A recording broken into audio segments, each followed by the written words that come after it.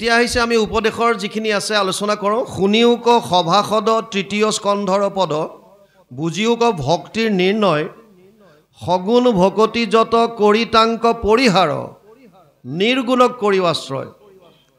আমি প্ৰথমে কৈছিলোঁ যে সুতমুনিয়ে যেতিয়া শৌনক আদিক কৈছিল কলিযুগৰ পৰম ধৰ্ম কি, সবেই পুংসাম পৰো ধৰ্ম যত ভক্তিৰ অধোক্ষ যে অহেতুকি অপ্ৰতিহত যেন আত্মা সম্প্ৰসিদ্ধতি।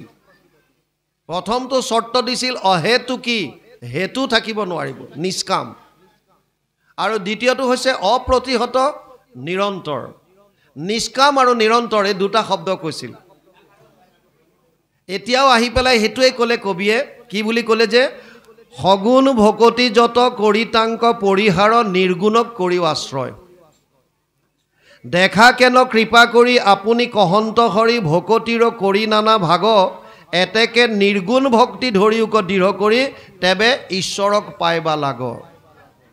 যদি আপুনি ভোগবাদত থাকে, বস্তুৱে বিচাৰি থাকে, তেতিয়া ভগৱানকনো কেনেকৈ পাব? দুৰ্যোধন আৰু অৰ্জুন দুইজনে কুৰুক্ষেত্ৰৰ যুদ্ধৰ আগে আগে ভগৱানৰ ওচৰত সহায় ভিক্ষা কৰিবলৈ গৈছে। আৰু দুৰ্যোধনেতো নিজকে যুৱৰাজ কম ৰজা বুলিয়ে মানে নিজকে। গতিকে তেওঁ যেতিয়া ৰজা, য'তে ত'তে তেওঁ নবহে, চবৰ লগত একাকাৰ হৈ যাব নোৱাৰে, তেওঁৰ কাৰণে আসন সদায় বেলেগ হ'ব লাগে। আৰু ভগৱান হৈছে অন্তৰ্যামী, তেওঁ জানে কাৰ মনত কি আছে। গতিকে আগতেই তেওঁৰ বিচনাৰ মূৰৰ শিতানত এখন সিংহাসনৰ নিচিনা আসন লগাই থৈছে। কাৰ কাৰণে? তেওঁ গম পাইছে দুৰ্যোধন আহিব, তাত বহিব। আৰু দুৰ্যোধন গৈ সঁচাকৈ য'তে ত'তে কিয় বহিব? মোৰ বিষয়ববীয়া, মোৰ পদ আছে, মই সাধাৰণ মানুহৰ লগত একাকাৰ হৈ থাকিব নোৱাৰোঁ, মই অলপ স্পেচিয়েল। আৰু দুৰ্যোধন স্পেচিয়েলিটি ৰক্ষা কৰিবৰ কাৰণে মূৰৰ শিতানত বহিছে। অলপ পাছত অৰ্জুন গৈছে, অৰ্জুন নিজকে দাস বুলি ভাবে, সখা, আৰু গৈ ভৰি ফালে বহি লৈ ভৰি পিটিকা আৰম্ভ কৰিলে। ভগৱান কৃষ্ণ নৌটংকি কৰিয়ে থাকে, সাৰ পোৱাৰ নিচিনা এক্টিং কৰিছে। আৰু অৰ্জুনক কৈছে, সখা কেতিয়া আহিলা? বোলে এই আহি পাইছোঁ। কিয় আহিলা কোৱা? কৈছে, সখা তুমি চব জানাই, যুদ্ধটো ফাইনেল হৈ গ'ল, আৰু এতিয়া যুদ্ধ হ'ব, সহায় কৰিব লাগে তুমি। এতিয়া দুৰ্যোধনে কৈছে, হে কেশৱ ময়ো আহিছোঁ। কিন্তু ভগৱানে কৈছে, অ দাদা দুৰ্যোধন তুমিও আহিলা? অঁ ময়ো আহিছোঁ, সহায়টো মোকো লাগে। ভগৱানে কৈছে, এতিয়া মই অকলে কোনফালে কি কৰিম?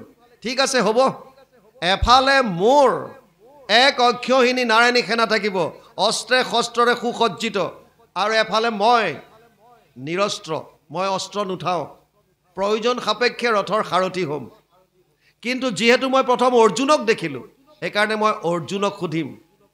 ভগৱানে অৰ্জুনক সোধাৰ ডাঙৰ এটা ৰহস্য আছে ইয়াত। ভাবিছে অৰ্জুনৰ মনত অকণমানো কিবা মোৰ প্ৰতি সন্দেহ আছে নেকি, পৰীক্ষা কৰিব বিচাৰিছে।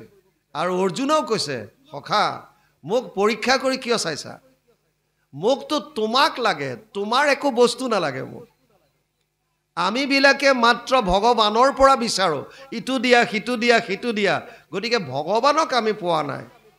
ইয়াত কবিয়ে কৈছে, যদি আমি সেইটো বাদ দিওঁ, এতেকে নিৰ্গুণ ভক্তি ধৰিওক দৃঢ় কৰি, তেবে ঈশ্বৰক পাইবা লাগ। যদি ঈশ্বৰক লাগে, তেতিয়া সগুণ ভক্তি বাদ দিব লাগিব, সকাম ভক্তি বাদ দিব লাগিব, কামনা বাসনাবিলাক ত্যাগ কৰিব লাগিব, তেতিয়াহে ঈশ্বৰক লগ পাব। অৰ্জুনে ক'লে, মোক তোমাৰ একো বস্তু নালাগে, মোকতো তোমাক লাগে। আৰু তেতিয়া দুৰ্যোধনে মনে মনে ভাবিছে, ই এটা মহামূৰ্খ অৰ্জুন। এক অক্ষয়হিনী মানে 2,18,700 সেনা, এলা পেচা নহয়। আৰু চব ৰথ ঘোঁৰা হাতী পদাতিক চব মিলাই 2,18,700 সেনা থাকে, অস্ত্ৰ শস্ত্ৰৰে সুসজ্জিত। তথাপিও অৰ্জুনে বিচৰা নাই, কিয়? অৰ্জুনক ভগৱানক লাগে। আৰু যোনে বিচাৰে সেইজনকে কৈছে অৰ্থাৰ্থী। চতুৰ্বিধা ভজন্তে মাম জনা সুকৃতি ন অৰ্জুন, আৰ্ত জিজ্ঞাসু অৰ্থাৰ্থী জ্ঞানীচ ভৰতৰ্ষভ। 7ম অধ্যায় 16 নম্বৰ শ্লোক আমাৰ উদ্বোধক ডাঙৰীয়া সুন্দৰভাৱে বুজাইছে। গতিকে এই 4 ধৰণৰ যি মানুহ মোৰ ওচৰলৈ আহে, তাৰ ভিতৰত এই অৰ্থাৰ্থী মানে সকাম ভক্তি, সকামীবিলাক। যিসকলে সকাম বাদ দিলে, সগুণ ভক্তি বাদ দি নিৰ্গুণক আশ্ৰয় কৰিলে, তেওঁ হৃদয়তে পৰম ভগৱানৰ দৰ্শন পাব, অৰ্থাৎ পৰম আনন্দ উপলব্ধি কৰিব পাৰিব। ভগৱান মানেনো কি? ভগৱান মানে আনন্দ, ৰসো বৈশহ, তেওঁ আনন্দ স্বৰূপ। উদ্যোগত লিখিছে কৃষ্ণ শব্দৰ অৰ্থ কৃষি ভূ বাচক শব্দ ন চ নিবৃত্তি বাচক দ্বৈৰ একাত পৰম ব্ৰহ্ম কৃষ্ণ ইতি অভিধীয়তে মহাপুৰুষ মাধৱদেৱে এজোকা শ্লোকৰ ঘোষাত অনুবাদ কৰিছে কৃষ হেন শব্দ এইটো পৃথিৱী বাচক ভৈলা ন আনন্দত প্ৰৱৰ্তয় দুইৰো এক পদ মিলি পৰম ব্ৰহ্ম ৰূপ কৃষ্ণ নাম আনন্দক মাত্ৰ কয় কেৱল কৃষ্ণ মানে আনন্দ আৰু এইকাৰণে আমি নামত কি গাওঁ সহজানন্দ স্বৰূপানন্দ হৃদয়ানন্দ পৰমানন্দ আৰু এনেও তেওঁ সচ্চিদানন্দ চিদানন্দ সদানন্দ দয়ানন্দ নিত্যানন্দ আনন্দটো কিয় লগাই দিছে কাৰণ তেওঁৱে আনন্দ যদি আনন্দ লাগে বাকি বস্তু আমি এৰিব লাগিব বাকি বস্তু এৰিলেহে পৰম আনন্দ হৃদয়ত আমি লাভ কৰিব পাৰিম এইকাৰণে কবিয়ে কৈছে নিৰ্গুণ ভক্তিক ধৰিবৰ কাৰণে এই নিৰ্গুণ বা নিষ্কাম কি আহে অলপ পিছত আহিব বাবে পাঠ কৰিলে আমি গম পাম কৃষ্ণ কৃষ্ণ তৃতীয় স্কন্ধৰ অনুবাদ কৰিছে গোপাল চৰণ দিজে তেওঁ উপদেশৰ শেষত লিখিছে নমো নমো দীনবন্ধু কৃষ্ণদেৱ কৃপা সিন্ধু তজু পাৱে পখিলো শৰণ গুণময় ভক্তিচয় স্বপ্নতো নহওক মোৰ এহি মানে কৰহৰ প্ৰাৰ্থন স্বপ্নত নাহিবৰ কাৰণে জাগ্ৰত অৱস্থাত আপোনাৰ অভ্যাস হ'ব লাগিব যেতিয়া স্বপ্নত হেতু বস্তু অহা হয় কেতিয়াবা কেতিয়াবা যিবিলাক আমাৰ দিনত ভাৱধাৰা আহি থাকে সেইবিলাকেই মনটোৱে পাগলি থাকে সেইবিলাকে সপোন দেখা যায় লিংক নহ'ব পাৰে ইটোৰ লগত সিটোৰ সামঞ্জস্য নাথাকিব পাৰে এটা পটককৈ কিবা দেখিলোঁ তাৰ পৰা কিবা গ'ল মনৰ মাজত জেনেৰেলি পাগলি থকাবিলাক বেছিকৈ আহে যেনে সৰু ল'ৰা এটাই যদি দিনত কিবা কাৰোবালৈ ভয় কৰি আছে ৰাতি হয়তো সপোনত সি সেই তাকেই দেখিব আৰু মুখেৰে কিবা কিবি বৰবৰাই থাকিব কিয় এই তাক দেখিছে ৰাতিও তাৰ সেইটোৱে ভাৱ আহি আছে গতিকে সেই ভাৱটো নাহিবৰ কাৰণে স্বপ্নটো নাহিবৰ কাৰণে দিঠকত প্ৰতিটো মুহূৰ্তত কৃষ্ণৰ কথা চিন্তা কৰিব লাগিব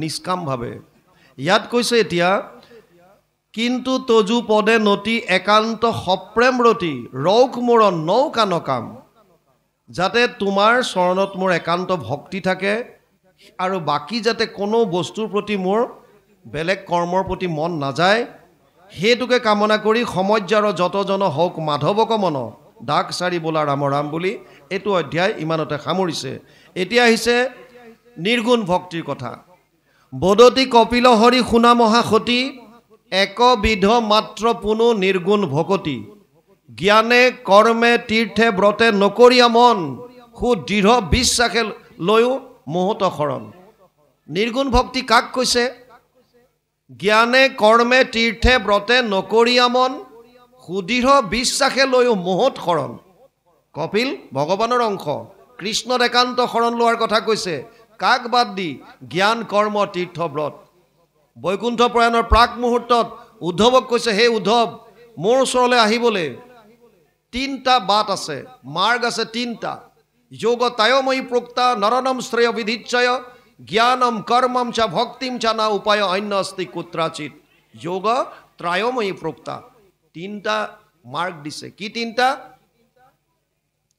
11:20 একাদশ স্কন্ধ 20 অধ্যায় 6 নম্বৰ শ্লোক এটো ভগৱানে উদ্ধৱক কৈছে হে উদ্ধৱ মোৰ ওচৰলৈ আহিবলৈ তিনিটা মাৰ্গ আছে মোক পাবৰ কাৰণে কি তিনিটা এটা হৈছে কৰ্ম মাৰ্গ য'ত যাগ যজ্ঞ পূজা পাতল আছে এটা হৈছে জ্ঞান মাৰ্গ য'ত নিৰ্গুণ নিৰাকাৰ ব্ৰহ্মক ধ্যান ধাৰণা সমাধিৰ দ্বাৰা লাভ কৰিব পাৰি আৰু এটা হৈছে ভক্তি মাৰ্গ সমস্ত ভূতত ব্যাপী আছো মই হৰি সবাকো মানিবা তুমি বিষ্ণু বুদ্ধি কৰি এই ভাৱটো লৈ কুকুৰৰ শৃগাল গৰ্দৰ ভৰু আত্মা ৰাম জানিয়া সবাকো পৰি কৰিবা প্ৰণাম এই মানসিকতা লৈ সমস্তৰে প্ৰতি প্ৰেম ভাৱ লৈ মোৰ কথা যদি তুমি কেৱল শ্ৰৱণ কীৰ্তন কৰি থাকা ভগতৰ লগত তেতিয়াহ'লে মোক পাবা ডাঙৰ কথা হ'ল তিনিটা মাৰ্গ আছে তেতিয়া সমস্যাটো ক'ত বৰ্তমানটো তিনিটাই চলি আছে আমি উত্তৰাখণ্ডত আমাৰ পোষ্টিং থাকোঁতে ৰাণীক্ষেত্ৰত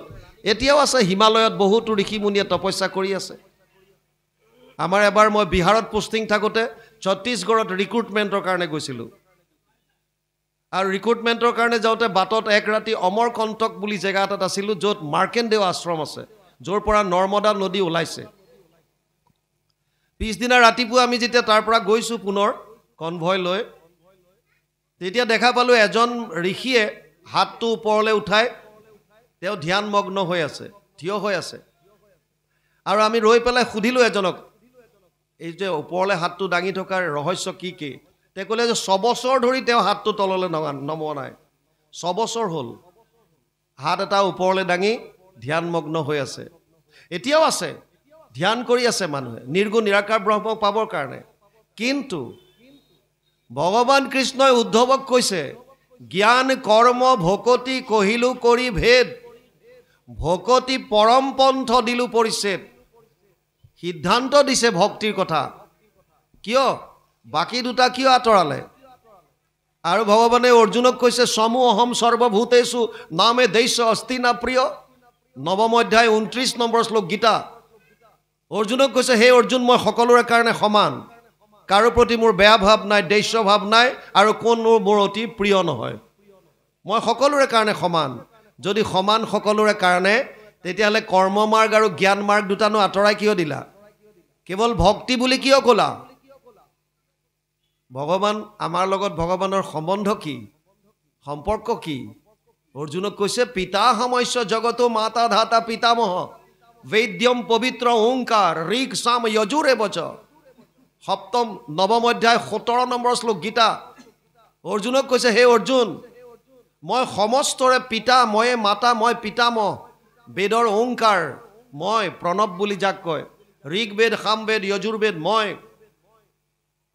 যদি তেৱে আমাৰ পিতা তেৱে মাতা তেৱে পিতামহ তেৱে যদি সৰ্বস্ব হয় তেতিয়াহ'লে আমাৰ অহিত চিন্তা কৰিব নেকি কোনজন বাপেকে নিজৰ সন্তানৰ বেয়া চিন্তা কৰিব কোনো চিন্তা নকৰে তে কিহৰ কাৰণে কৰ্ম মাৰ্গটো আঁতৰাইছে এই বস্তুটো বুজি ল'লে হৈ গ'ল খেলটো একোৱে ডাঙৰ কথা নহয় মাত্ৰ আপোনাৰ বুজাৰ কথা ভগৱানে কৈছে উদ্ধৱক হে উদ্ধৱ কৰ্ম কৰাত মোৰ আপত্তি নাই যাগ যজ্ঞ পূজা পাতলত কোনো আপত্তি নাই কিন্তু মন্ত্ৰস্য পৰিজ্ঞাতম কৰ্ম সুধীৰ মদ অৰ্পণম ধৰ্ম সম্পদতে ষডভি অধৰ্মস্য বিপৰ্যয় 11, 21, 15 একাদশ স্কন্ধ 21 অধ্যায় 15 নম্বৰ শ্লোকত কৈছে উদ্ধৱ যাগ যজ্ঞ পূজা পাতলত 6টা বস্তুৰ শুদ্ধতা লাগিব ধৰ্ম সম্পদতে ষডভি ধৰ্ম তেতিয়াহে হ'ব 6টা বস্তুৰ শুদ্ধতা লাগিব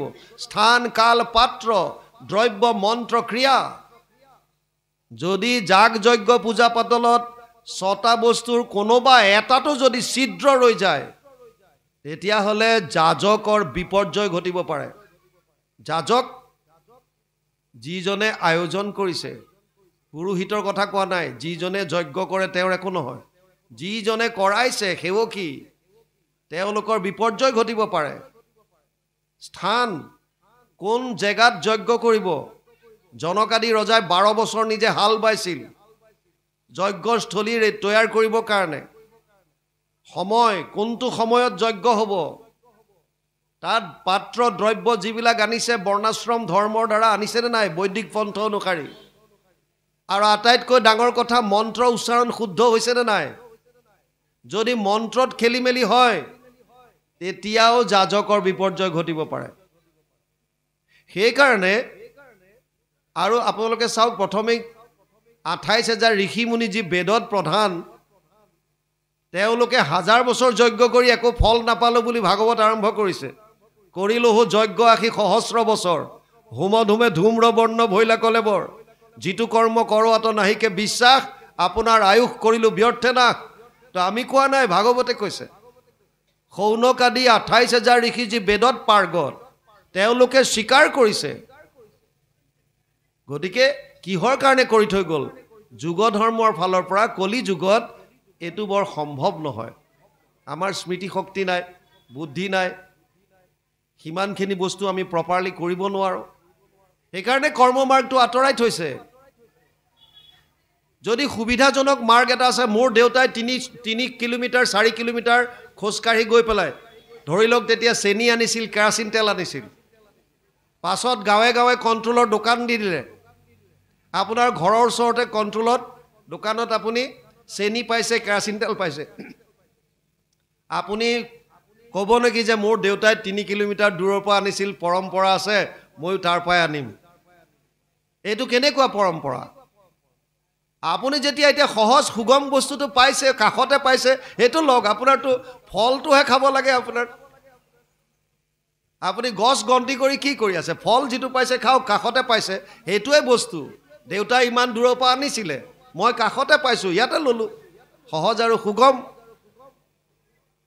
কিন্তু বহুতে কয় যে নহয়, এইটো পৰম্পৰা চলি আহিছে। পৰম্পৰাও কিছুমান দেখাক দেখি চলিছে। এজন ভিখাৰী আছিল। ভিখাৰীজনে সদায় ভিক্ষা খোজে। যি ধন টকা পইচা পায় তাৰে কেইটামানে তেওঁ বস্তু, খোৱা বস্তুকেইটা আনে, বাকীকেইটা তাম্ৰৰ পাত্ৰ এটাত ভৰাই থয়, তামৰ বাচন এটাত তাত সুমুৱাই থয়। এনেকৈ দিন গৈ আছে আৰু এসময়ত তাম্ৰৰ পাত্ৰটো ফুল হৈ গ'ল। ভিখাৰীজনে ভাবিলে যে গোটেই জীৱনটো মই নিজৰ পেটৰ কাৰণে চিন্তা কৰিলোঁ, কোনো এটা দিন মই বেলেগক সহায় কৰিব নোৱাৰিলোঁ। কিন্তু এতিয়া মোৰ এই তাম্ৰৰ পাত্ৰত যথেষ্টখিনি টকা পইচা ইয়াত সংগ্ৰহ কৰিলোঁ, সঞ্চয় হ'ল। গতিকে মই কোনোবা এখন তীৰ্থক্ষেত্ৰত গৈ তালৈ যিমান সাধু সন্ত আহে তেওঁলোকক এটা সাজ ইয়াৰ পৰা খুৱাই দিম। ভাল ভাবিছে।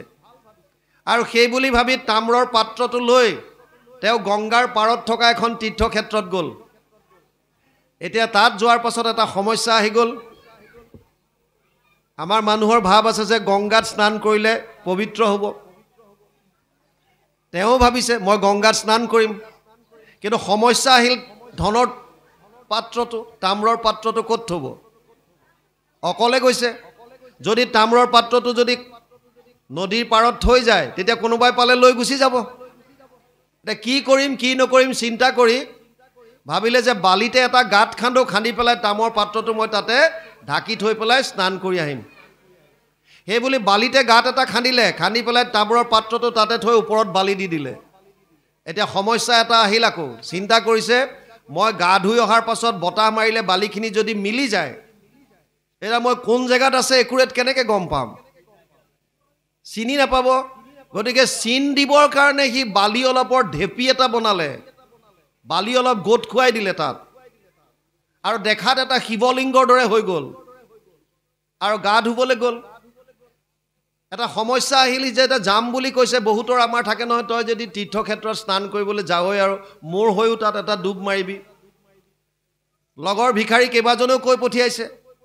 সেইকাৰণে সি ৰমেশৰ নামত এটা, দীনেশৰ নামত এটা ডুব মাৰি আছে। সিফালে যিমানবিলাক ভিখাৰী আছে চবৰ নামত এটা এটা ডুব মাৰি আছে। সিও পবিত্ৰ হওক, অমুকো পবিত্ৰ হওক, মাৰি আছে। ইফালে দূৰৰ পৰা এজন মানুহে দেখিছে, এজন মানুহে গা ধুই আছে আৰু নদীৰ পাৰত এটা লিংগ বনাই লৈছে। ভাবিছে এইটো ঘাটৰ, এইটো চাগে পৰম্পৰা, ইয়াত স্নান কৰাৰ আগতে এটা বালিৰে শিৱলিংগ এটা বনাই ল'ব লাগে। সেইকাৰণে সিও গৈ কাষতে এটা লিংগ বনালে আৰু বনাই পেলাই গা ধুবলৈ গ'ল। তেনেকুৱাতে 10-12জন থকা পৰিয়াল এটা আহিল। সিহঁতে দেখা পালে যে দুটা মানুহে গা ধুই আছে, দুটা লিংগ। ভাবিলে এইটো ঘাটৰ, এইটো পৰম্পৰা। সিহঁতে কাষতে 10-12টা লিংগ বনাই দি সিহঁতো গা ধুবলৈ গ'ল। আৰু তাৰপিছত যোন আহিছে আৰু দেখিছে এইটো ঘাটৰ, এইটোৱে নিয়ম আৰু পৰম্পৰা। আৰু চবেই লিংগ বনাইছে, গা ধুব গৈছে, লিংগ বনাইছে, গা ধুব গৈছে। ইফালে সিটো চবৰ নামত ডুব মাৰিয়ে আছে। ৰমেশ পবিত্ৰ হওক, মাৰিলে ডুব। দীনেশ পবিত্ৰ হওক, মাৰিছে ডুব। আধা ঘণ্টা 1 ঘণ্টা ডুব মাৰি মাৰি বাহিৰলৈ আহিছে 1000টা লিংগ বনি গ'ল। এতিয়া সমস্যা আহিল, মোৰ তাম্ৰৰ পাত্ৰটো কোনটো লিংগত আছে? আৰু যদি ভাঙি ভাঙি চাবলৈ যায় তেতিয়া তাৰ পিঠি নাথাকে। সি যদি এটাও যদি ভাঙি দিয়ে পৰম্পৰাত ব্যাঘাত জন্মি যাব, হাহাকাৰ হৈ যাব। সেইকাৰণে এতিয়া সি নিজেই ভৰিত কুঠাৰ মৰাৰ দৰে হ'ল। ই মূৰে কপালে হাত দি পেলাই এটা শ্লোক উচ্চাৰণ কৰিছে, গতানুগতিক লোক না লোক পৰমাৰ্থিক বালুকা লিংগ মাত্ৰেন গতমে তাম্ৰ ভাজন। মানুহবিলাক চব গতানুগতিক, পৰমাৰ্থিক তত্ত্বত কোনো নোসোমায়। আৰু যাৰ কাৰণে এই গতানুগতিক, এই দেখাক দেখি পৰম্পৰাৰ নামত আজি মোৰ তাম্ৰ পাত্ৰটো মই হেৰুৱাবলগীয়া হ'ল। এই বালিৰ লিংগৰ কাৰণে মোৰ আজি ধনৰ টোপোলাটো এনেই গুচি গ'ল। আমাৰো গতি এনেকুৱা। শাস্ত্ৰৰ ওচৰ নাচাওঁ। শাস্ত্ৰৰ উত্তম গীতা ভাগৱত আমি গাই আছোঁ চবেই, কোনে নাগায়? শাস্ত্ৰৰ উত্তম যদি গীতা ভাগৱত হয় তেতিয়াহ'লে গীতা ভাগৱতে কি কৈছে শুনা। ভাগৱতে কৈছে যে মই 1000 বছৰ যজ্ঞ কৰি একো ফল নাপালোঁ। আমিতো কোৱা নাই, ভাগৱতে কৈছে।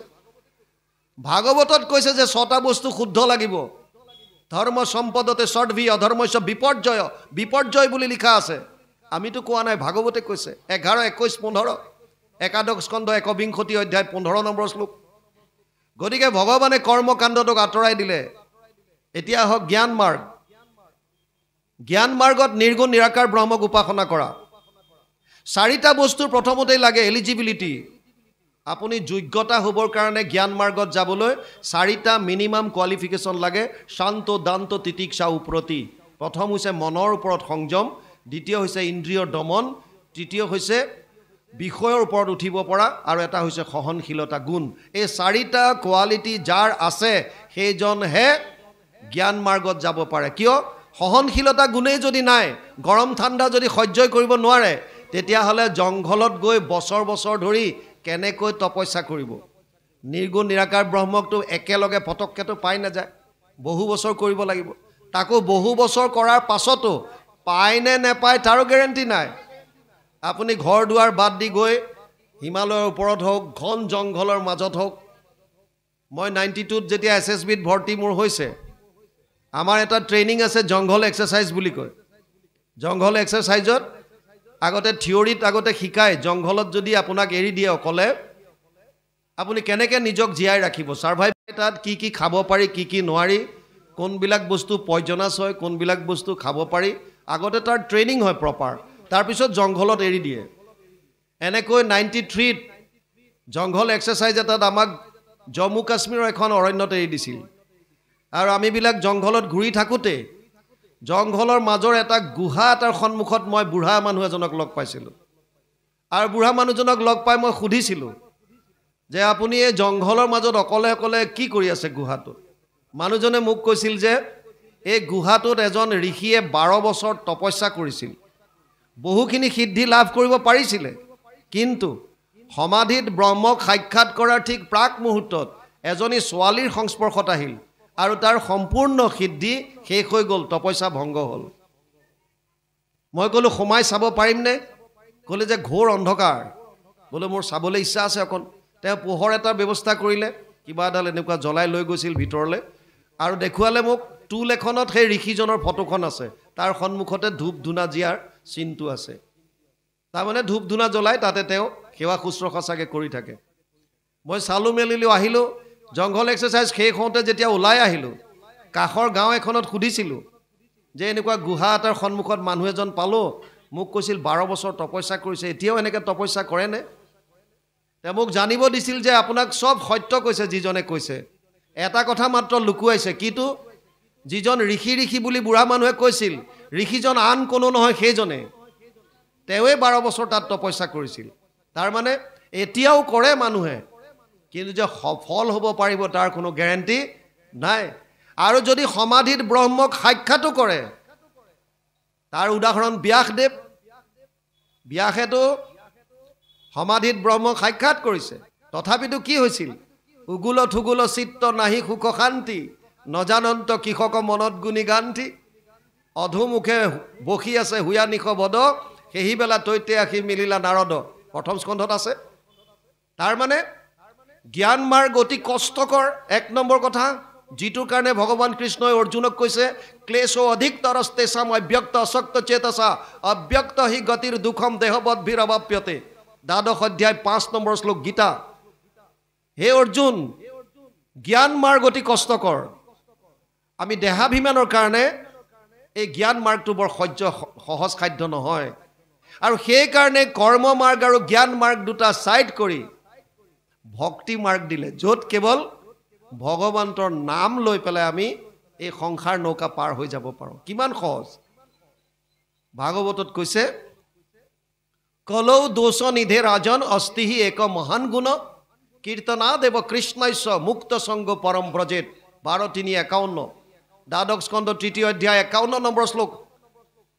কলিযুগ দুখৰ সাগৰ যদিও হয়, ইয়াত এটা মহান গুণ আছে। কি মহান গুণ? কেৱল কৃষ্ণৰ কীৰ্তন কৰি পেলাই জীৱবিলাকে পাৰ পাই যাব পাৰে। সেইকাৰণে ইয়াত এতিয়া নিৰ্গুণ ভক্তিৰ কথা কওঁতে কৈছে জ্ঞান কৰ্মে তীৰ্থে ব্ৰতে নকৰিয়া মন, সুদৃঢ় বিশ্বাসে লৈও মোহত শৰণ। শাস্ত্ৰৰ উত্তম গীতা ভাগৱত গীতাটো সাৰ মৰ্ম এইটোৱে কৈছে। গীতা 700 শ্লোকৰ এটা শ্লোক ধৃতৰাষ্ট্ৰই কৈছে, প্ৰথম অধ্যায় প্ৰথম শ্লোক, ধৰ্মক্ষেত্ৰে কুৰুক্ষেত্ৰে সমবেত যুযুৎসৱ মামকা পাণ্ডৱা চৈব কিম অকুৰ্বত সঞ্জয়। হে সঞ্জয়, ধৰ্মক্ষেত্ৰ কুৰুক্ষেত্ৰত সমবেত হোৱা মোৰ আৰু পাণ্ডুপুত্ৰৰ সৈন্যসকলে কি কৰিছিল মোক কোৱা। প্ৰথম অধ্যায় প্ৰথম শ্লোক, ধৃতৰাষ্ট্ৰৰ কাহিনী ইমানতে শেষ। তাৰ উত্তৰত 40টা শ্লোকত সঞ্জয়ে ধৃতৰাষ্ট্ৰক কুৰুক্ষেত্ৰ যুদ্ধৰ বৰ্ণনা দিয়ে, কি হৈ আছিল তাত। বিশেষভাৱে সেইখিনি কথা কয় যিখিনি কৃষ্ণ আৰু অৰ্জুনৰ মাজত সংবাদ হৈছিল। গীতাৰ আন এটা নাম কৃষ্ণ অৰ্জুন সংবাদ। 40টা শ্লোকত সঞ্জয়ে ধৃতৰাষ্ট্ৰক কৈছে। অৰ্জুনে 85টা শ্লোকত মনৰ সংশয়বিলাক ভগৱানৰ ওচৰত প্ৰকাশ কৰিছে, আৰু 574টা শ্লোকত ভগৱান কৃষ্ণই অৰ্জুনক গীতাৰ উপদেশ দিছে। আটাইকেইটা যোগ কৰিলে 700।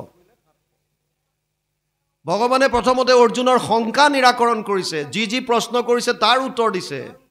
সিদ্ধান্ত শেষত দিছে, কৃপায়ে ঈশ্বৰে তত্ত্ব কহি বুলি মহাপুৰুষ মাধৱদেৱে যিটো ঘোষা লিখিছে, শোক মোহ মহা পংক মাজে অৰ্জুন মগন ভৈলা দেখি পৰম ঈশ্বৰ দৈৱকী নন্দনন্দন কৃপায়ে ঈশ্বৰে তত্ত্ব কহি। এই কৃপায়ে বশত হৈ ভগৱান কৃষ্ণই যিটো তত্ত্ব কৈছে শেষত ক'লেগৈ কি, সৰ্বগুহ্যতমম ভূয় শৃণুমে পৰমম বচ ইষ্টসীমে দৃঢ়মিতি তত বক্সামিতে হিতম। অষ্টাদশ অধ্যায় 64 নম্বৰ শ্লোক গীতা।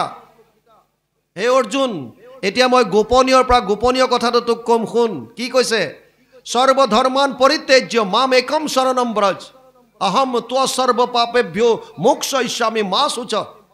অষ্টাদশ অধ্যায় 66 নম্বৰ শ্লোক গীতা। সৰ্বধৰ্ম এৰি এক শৰণ সাক্ষাৎ সুদৃঢ় বিশ্বাসে সখী লৈ কোৱা মাত। নকৰিবা ভয় হেৰা কৰো অংগীকাৰ সমস্ত পাপত মই কৰিব নিস্তাৰ। তেতিয়াহ'লে শাস্ত্ৰৰ উত্তম যদি গীতা ভাগৱত হয়, গীতাই এক শৰণৰ কথা কৈছে, আৰু এক শৰণে গুৰুজনাই আমাৰ এক শৰণ হৰিনাম ধৰ্মই প্ৰৱৰ্তন কৰিছে। গতিকে শাস্ত্ৰৰ উত্তম গীতাত কৈছে, আৰু ইয়াতো ভাগৱতে কি কৈছে, জ্ঞান কৰ্মে তীৰ্থে ব্ৰতে নকৰীয়া মন সুদৃঢ় বিশ্বাসে লৈ মোহত শৰণ। কিয়?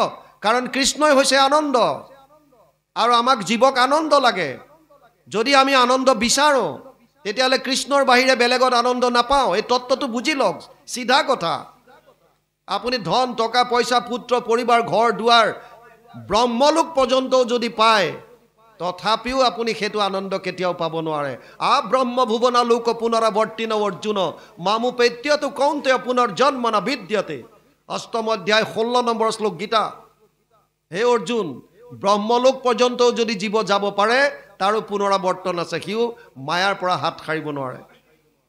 কেৱল মামুপেত্য, যোনে মোক পালে, মামুপেত্যতু কৌন্তেয় পুনৰ্জন্ম ন বিদ্যতে। মোক পোৱাৰ পাছত সি আনন্দ পাই গ'ল জীৱই, আৰু তাৰ পাছত কিহৰ কাৰণে আহিব?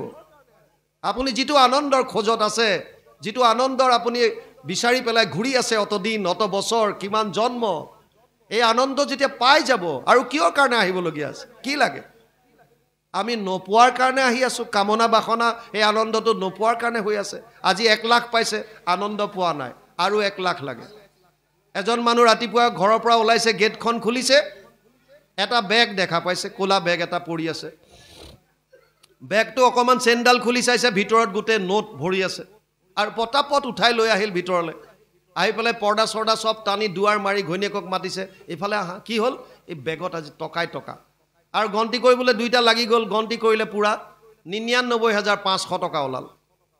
ই ভগৱানলৈ ওপৰলৈ চাই কৈছে, প্ৰভু আৰু 500 দিয়া হ'লে পুৰা 1 লাখ হৈ যায়।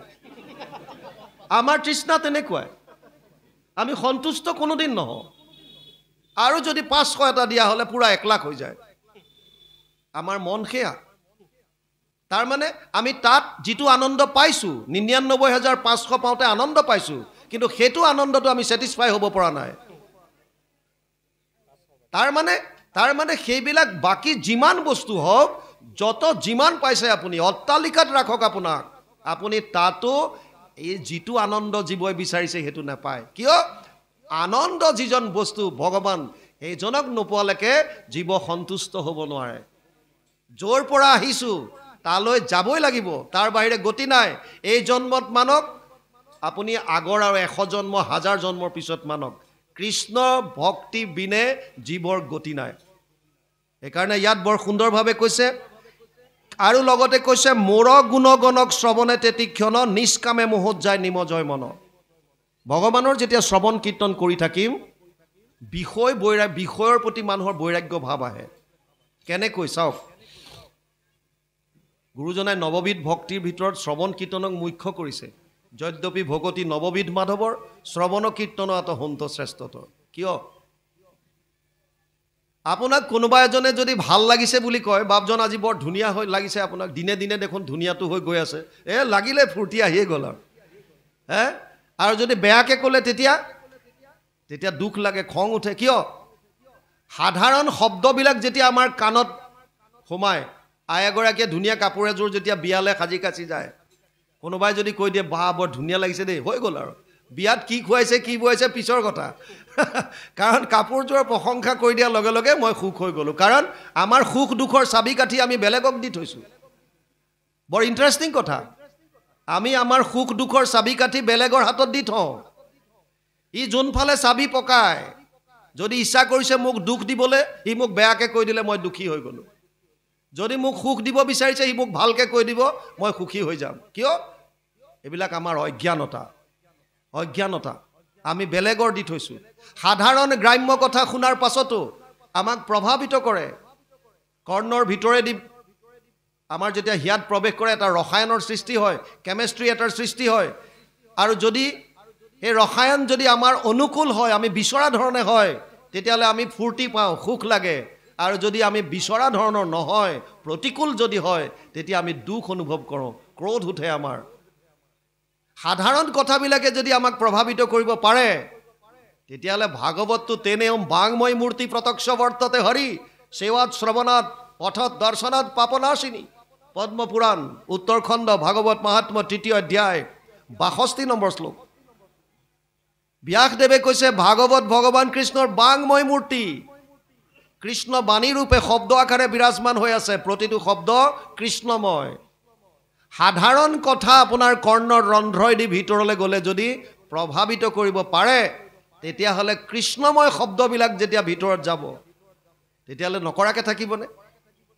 কি হ'ব তেতিয়া? মহাপুৰুষ মাধৱদেৱে ঘোষাত লিখিছে, কৰ্ণপথে ভকতৰ হিয়াত প্ৰৱেশী হৰি দুৰ্বাসনা হৰে সমস্তই। জলৰ যতেক মল যেহেন শৰৎকালে স্বভাৱতে নিৰ্মল কৰয়। সেইকাৰণে কপিলে কৈছে মোৰ গুণ গণক শ্ৰৱণে তেতিক্ষণ নিষ্কামে মোহত যায় নিমজয় মন। যেতিয়া আমি কথা শুনি থাকোঁতে সংসাৰৰ প্ৰতি যিবিলাক বিষয়ৰ প্ৰতি আমাৰ কামনা বাসনা দুৰ্বাসনা লাহে লাহে নাইকিয়া হ'ব। আৰু নাইকিয়া হ'লে নিষ্কামভাৱে কৃষ্ণত মন মজি যাব, কেৱল কৃষ্ণময় হৈ যাব। তেতিয়া কি কৈছে? নিৰ্গুণ ভকতি এহি কহিলোঁ বুজাই, মই সমে এইটো ভক্তি এৰা এৰি নাই। এইটোকে কৈছে নিৰ্গুণ ভক্তি। তাৰমানে বাকী চব বাদ দি কেৱল কৃষ্ণময় মনটো। মন মনা ভৱ মদ ভক্ত মাদ্যাজি মাম নমস্কৰো মামে বৈশ্যসী সত্যমতে প্ৰতি জানে প্ৰিয়সীমে। অষ্টাদশ অধ্যায় 65 নম্বৰ শ্লোকত কৈছে মোতে মাত্ৰ সদা দিয়া মন, মোৰ ভক্ত হোৱা সৰ্বক্ষণ, মোকে পূজা মাত্ৰ মোকে কৰা নমস্কাৰ। কহিলোঁ তোমাতো সত্যবাণী পাবা সুখে মোক মহামানী, তুমি প্ৰিয়তম সুহৃদ সখী আমাৰ। কেৱল মনটো। আৰু যেতিয়া আমি যিমান শ্ৰৱণ কৰিম, কৰোঁতে ভিতৰৰ যিমানবিলাক দুৰ্বাসনা আছে, বিষয় বাসনা কামনা বাসনা চব শূন্য হ'ব। তেতিয়া মনটো একদম নিষ্কামভাৱে কৃষ্ণৰ চৰণত নিমগ্ন হৈ যাব। আৰু তেতিয়াই আমি হৃদয়তে থকা ভগৱন্তক দৰ্শন পাম, মানে পৰম আনন্দ উপলব্ধি কৰিব। সংসাৰত যেনেকুৱা ধুমুহা নাহক, আপোনাৰ সন্মুখত ধুমুহা আহি গ'ল, প্ৰাৰব্ধ ভয়ংকৰ তছ নছ কৰি দিলে চব, কিন্তু ভিতৰত যি আনন্দ প্ৰজ্বলিত হৈ আছে তাক চুব নোৱাৰে। আপুনি তেতিয়াও আনন্দিত হৈ থাকিব। বাহ্যিক যেনেকুৱা ধুমুহা নাহক কিয়, ভিতৰত আপোনাক স্পৰ্শ কৰিব নোৱাৰে, স্থিতপ্ৰজ্ঞৰ দৰে থিয় হৈ থাকিব। হ'বলগীয়াটো হৈ গ'ল, একো নাই। সেইটোৱে হৈছে স্থিতপ্ৰজ্ঞ, কৈছে যাক এইবিলাকত একো কৰিব নোৱাৰে। যি কি নহওক, শ্ৰোতাও পাতলি আহিছে। সিফালে খোৱা বোৱাৰ লেঠা মৰিল নে নাই চবৰে? যদি মৰিছে সময়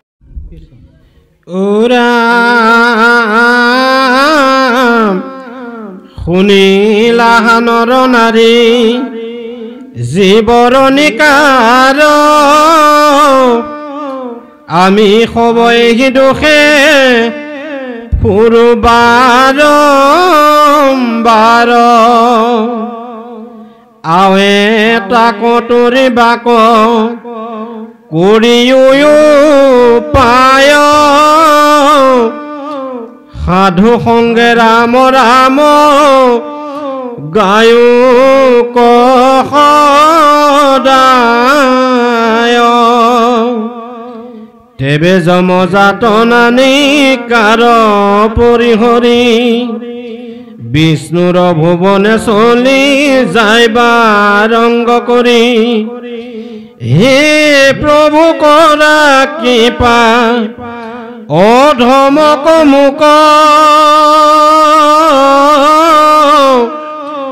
চৰণৰ দাস কৰি বাপ ধৰিও নিকাৰ ভুঞ্জিয়া মই ফুৰো সংসাৰত যত দুখ পালো তজু চৰণে বেকত এৰা মোৰ চৰণ যেন নপাহৰো আমি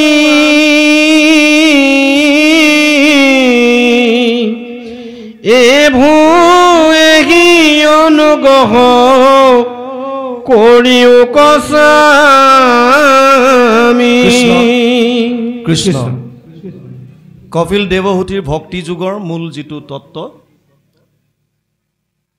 কপিলে কৈছে মা ভক্তি সদায় এটাই ভক্তি মানে প্ৰেম আপুনি যাৰ আপোনাৰ প্ৰতি ভাল পোৱা আছে সেইটোৱে ভক্তি কৃষ্ণৰ প্ৰতি একান্ত ভক্তি মানে একান্ত ভাল পোৱা এই ভক্তিৰ প্ৰথমতে দুটা ভাগ কৰিছে এটা নিৰ্গুণ বা নিষ্কাম য'ত কোনো ধৰণৰ আপোনাৰ একো নাই একান্তভাৱে বাকী সব বাদ দি কেৱল কৃষ্ণত মনটো অৰ্পণ কৰি থ'ব পৰা এইটো নিৰ্গুণ ভক্তি আৰু সকাম ভক্তিত আমাৰ ভাৱৰ ওপৰত ডিপেণ্ড কৰিছে ভাৱ যিহেতুকে তিনি ধৰণৰ সাত্বিক ৰাজসিক তামসিক ভক্তি তিনিটা কৰিছে সাত্বিক ভক্তি ৰাজসিক ভক্তি তামসিক ভক্তি আকৌ সেই তামসিকৰো তিনিটা ভাগ কৰিছে উত্তম মধ্যম কনিষ্ঠ ৰাজসিকৰো তিনিটা সাত্বিকৰ তিনিটা তিনি গুণ নটাৰ নৱবিধকে সাধন প্ৰণালী সব মিলাই নগুণ 81 বিধ তামসিক ভক্তিক ক'লে যে পৰক মাৰিবৰ প্ৰতি মনত সংকল্প কৰে দম্ভ বা মৎসৰ অতিশয় কাৰোবাক বেয়া ভাৱ লৈ পেলাই হিংসা ভাৱ ৰাখি ঈশ্বৰক ভক্তি কৰিছে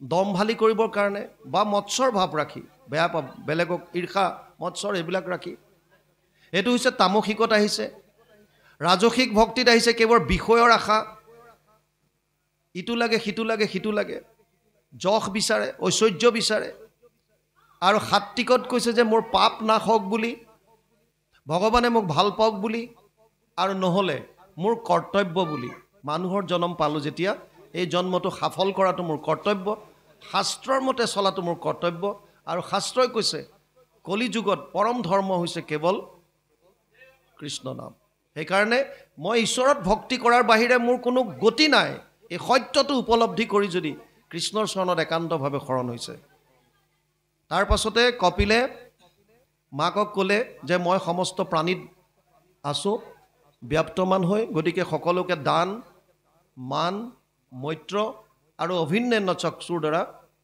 দৃষ্টিকোণৰ দ্বাৰা সকলোকে প্ৰেম কৰিবলৈ তাৰ পাছত ক'লে যিসকলে মোক প্ৰতিমা জড় মূৰ্তিত মোক সেৱা পূজা কৰি আছে এইটো ভস্মত আহুতি দিয়াৰ দৰে তাৰ বিশেষ একো কাম নাই এইটো ভস্মত আহুতি দিয়াৰ দৰে বুলি কৈছে শেষত গৈ কালৰ গতিৰ বিষয়ে ক'লে কালে কেনেকৈ আমাক চলাই আছে এজন মানুহৰ কেনেকুৱা হয় মুটুৰ কেৱল মিতিৰ কুটুম পুখিবৰ কাৰণে আমি গোটেই দিন ৰাত একাকাৰ কৰিছোঁ কিন্তু কিমান কষ্ট পাইছোঁ জন্মৰ পৰা বুলি শৰীৰৰ 6টা বিকাৰ আছে অস্থি জায়তে বৰ্ধতে বিপৰিণামতে প্ৰণশ্যতি অৱক্ষয়তি প্ৰণশ্যতি 6টা বস্তু আছে কেনেকৈ জীৱই আহি প্ৰথমতে স্থিতি লয় তাৰপিছত জায়তে মানে জন্ম হয় তাৰপিছত বৰ্ধতে মানে বাঢ়ে তাৰপিছত বিপৰিণামতে ৰূপান্তৰ ঘটে আৰু লাহে লাহে অৱক্ষয়তি ক্ষয় হয় আকৌ এটা সময়ত গৈ নাশ হয়। প্ৰথম অৱস্থাত সৰু ল'ৰা ছোৱালী জন্মৰ পিছত ক্ৰমাগতভাৱে বাঢ়ি যায়, এটা লেভেলত গৈ তাৰ বৃদ্ধিটো বন্ধ হৈ যায়, তেতিয়া শৰীৰত বিভিন্ন ৰূপান্তৰ ঘটে আৰু তাৰপাছত আকৌ ক্ষয় হোৱা আৰম্ভ কৰে আৰু এটা দিনত গৈ শৰীৰ শেষ। এইটোৱে জীৱৰ চক্ৰ, এইটো বিকাৰ বুলি কৈছে, শ্বৰ্ট বিকাৰ, এইটো জীৱৰ বিকাৰ। আৰু ইয়াতে আমি বিভিন্ন ধৰণৰ কষ্ট পাওঁ, সেইকাৰণে ইয়াত সুন্দৰভাৱে দেখুৱাইছে, শুনিলাহা নৰনাৰী জীৱৰ নিকাৰ, আমি খব এহি দুখে ফুৰো বাৰম্বাৰ, আবে তাক তৰিবাক কৰি উপায়, সাধু সংগে ৰাম নাম গায়ক সদায়। ভকতৰ সংগত কেৱল ৰাম নাম গোৱাৰ কথা কৈছে, কেৱল কৃষ্ণ নাম, কাৰণ কলিৰ পৰম ধৰ্মই হৈছে এইটো। তাৰপাছত কৈছে, তেবে যম যাতনা নিকাৰ পৰিহৰি, বিষ্ণুৰ ভুৱনে চলি যায় বা ৰংগ কৰি। বিষ্ণুৰ ভুৱনলৈ যাব পাৰিব কৃষ্ণ নাম ল'লে, মানে বৈকুণ্ঠলৈ। বৈকুণ্ঠ মানে ন তদ ভাষয়তে সূৰ্য ন শশাংক ন পাৱক, যদ গত্বা ন নিৱৰ্তন্তে তদ ধাম পৰমম মম। পঞ্চদশ অধ্যায় 6 নম্বৰ শ্লোক গীতা। অৰ্জুনক কৈছে, হে অৰ্জুন, মোৰ ধাম যিখন বৈকুণ্ঠ, তাত এইবিলাক চন্দ্ৰ সূৰ্য প্ৰকাশিত কৰিব নালাগে, স্বপ্ৰকাশিত হৈ থাকে। আৰু য'লে যোৱাৰ পাছত জীৱ পুনৰ আহিব নালাগে, তাত কোনো ধৰণৰ কুণ্ঠা নাই, ঈৰ্ষা দ্বেষ ৰাগ কাম ক্ৰোধ এইবিলাক একো নাই। তাৰপাছত ইয়াত কৈছে, হে প্ৰভু কৰা কৃপা অধমক মোক, চৰণৰ দাস কৰি বাপ ধৰি উক, নিকাৰ ভুঞ্জিয়া মই ফুৰো সংসাৰত, যত দুখ পালো তজু চৰণে বেকত, অৰুণ চৰণ যেন নপাখৰো আমি, এভু এহি অনুগ্ৰহ কৰি উক স্বামী। হে প্ৰভু, তোমাৰ চৰণ যাতে কেতিয়াও নাপাহৰোঁ, ভকতৰ সংগত যাতে তোমাৰ গুণনাম আমি গাই থাকিব পাৰোঁ। অৰ্জুনক কৈছে, জন্ম কৰ্ম চমে দিব্যম এৱম যো ব্যক্তি তত্ত্বতঃ ত্যক্ত্বা দেহা পুনৰ্জন্ম নেতি মাম এতি পাণ্ডৱ। 4ৰ্থ অধ্যায় 9 নম্বৰ শ্লোক গীতা। হে অৰ্জুন, মোৰ জন্ম কৰ্ম যিমান আছে চব দিব্য। আপুনি বেলেগৰ চৰিত্ৰ পঢ়িব পাৰে, হিষ্ট্ৰী পঢ়িব পাৰে, বেলেগ পঢ়িব পাৰে, কিন্তু দিব্য হৈছে ভগৱান কৃষ্ণৰ লীলা। অৰ্জুনক কৈছে গীতাত, আৰু গীতা এখন প্ৰামাণিক গ্ৰন্থ, স্মৃতি প্ৰস্থানৰ মূল গ্ৰন্থ হৈছে গীতা, ভাৰতীয় দৰ্শনে দিয়া, এইটো এনেই কোনেও কোৱা নাই। গীতা শাস্ত্ৰ প্ৰস্থানত্ৰয়ীৰ স্মৃতি প্ৰস্থানৰ মূল গ্ৰন্থ, গতিকে গীতাত লিখা আছে, ভগৱান কৃষ্ণই কৈছে মোৰ জন্ম কৰ্ম যিমান চব দিব্য। এই ইয়াৰ তত্ত্ববিলাক যদি কোনোবাই বুজি ল'লে, তেতিয়াহ'লে সি আৰু পুনৰ আহিব নালাগে, বৈকুণ্ঠ পাব ডাইৰেক্ট।